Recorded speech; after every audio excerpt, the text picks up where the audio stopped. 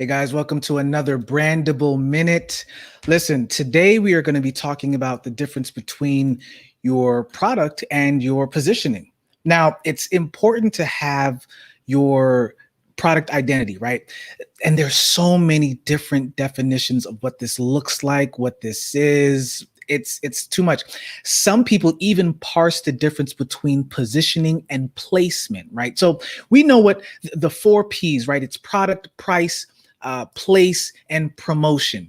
What we want to talk about in marketing today, and marketing is tightly connected to branding, and there is a whole debate between which comes first, kind of like the chicken or the egg. Is it branding that comes out of marketing or marketing that comes out of branding? I'm on the side of you really can't market something that you haven't differentiated, that you haven't developed an identity that surrounds the values and the tasks that need to be done, that relieves or avoids the pain points, or reduces, mitigates the pressures, the frustrations, and also increases the benefits like that. That's all part of the value proposition, which is part of what a brand should be. And then you can share those things. But people have different ideologies, and that's okay. So what we want to talk about, though, is it's good to have a product, but you got to know where to place the product. Your product could be amazing, but if it's not in the right place, then what's going to happen is nobody's going to find it. So here's just one of the definitions of what positioning is about, or place. And like I said, there's so many different definitions out there. And if you really want to take a look, I think that Philip Kotler is like one of the top guys who is definitely an expert in the marketing realm. So anyway, positioning refers to the place that a brand occupies in the minds of the customers. And it's not just that, but how it's distinguished from the products of the competitors and how different it is from the concept of brand awareness. Okay, so that's a lot. I want to tell you this, though. So David Ogilvy, for those of you that don't know who David Ogilvy is, he is, they would call him a British advertising tycoon, right? He founded the Ogilvy and Mather advertisement company. As a matter of fact, for a lot of us who started in copywriting, he's that guy, right? And so long story short, he himself says that there's no real consensus as to the meaning of positioning among marketing experts. So his definition is it's what a product does and who it's for. Like it's so many different, there's so many different ways that you can slice this thing. But here's what I will say. We're going into our black book, right? I'm going to tell you that when I first started doing this, right, like writing these pieces out, I realized that when I wrote this out, and this is going to make a difference for some of you in understanding why placement is so important. I was actually homeless in New York City during the time when I was writing a lot of this stuff in the book that we're talking about right now. So I had a lot of time to sort some stuff out. I had a lot of time to think about branding and positioning and all of those things that we talked about. But take a look at this. I wrote this November 21st, 2013. And I wrote here, there is something powerful to finding your spot. That waffle truck, and so there's this like waffle truck that was roaming around in Manhattan, as well as in different places at different times. And it was an amazing food truck. But I wrote here, the waffle truck was amazing, but the bagel, egg, and cheese truck is consistent. It's at the same spot. And so then I put here, for me, what and where is my same spot?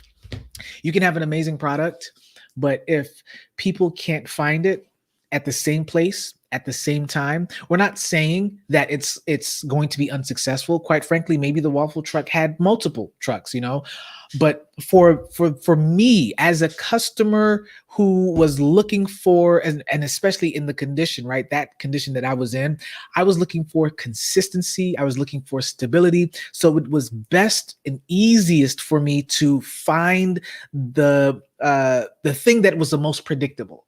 Right, finding the lunch truck that was always there. And for me, that was the bagel and cheese truck. It wasn't the amazing waffle truck that was just always roaming around and you'd have to use your phone to kind of track it down and figure out where it is. Now that could be part of the branding, right? For the waffle truck, for you to kind of track down where it is and find it. That's cool. It's like this elusive, amazing meal that you are trying to hunt down. But for some people, for a lot of people, you don't got time for all of that. What worked for me was the simple meal Much simpler than, it's like the staple in New York City. Much simpler than the waffle stackables, but it was in the same place every time. So guys, you think about that.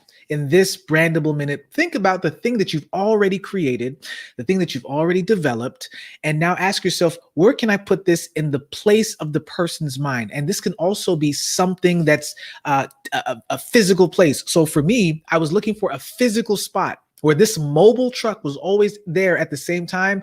You got to think about, now you've already created a product, you've already developed the branding around that, but it's just all over the place, literally and maybe even figuratively. So you think about the placement of what you and where you are putting your product and where you are putting your service. For some of us, the positioning is so elusive because we are in multiple market niches. Choose one position, stick there for a little bit, measure the success, measure the benchmarks. If it's working, great. If it's not, then you move on. Some of us have, our hands in too many things at the same time, putting our products in multiple places, and we really don't know how to measure it unless we have the resources to really, to amass all of the data that would allow us to know what has been the most successful market segment that has taken on our brand or our service. All right, guys. So yeah, and here's one more thing too. When identifying your target market segments, if we're talking about positioning here, it involves claiming a position or reputation in a market, and sometimes several markets, but start with one, especially if you're a solopreneur, start with one. And the first step is to specifically identify the markets to be served. We talked about that. Use the qualitative research method, use the quantitative research method, and then figure out how it is that you're going to differentiate using geographic areas. You can slice it by factors such as age, gender, income, areas of personal or professional interest. The more clearly that your target market segments can be identified, the more specifically you can design programs to reach out to influence, I should say, those who occupy each of those segments. All right. So that's that, guys. I'm hoping that this was a great and pithy brandable minute, and happy Friday to you all. We'll see you in the next one.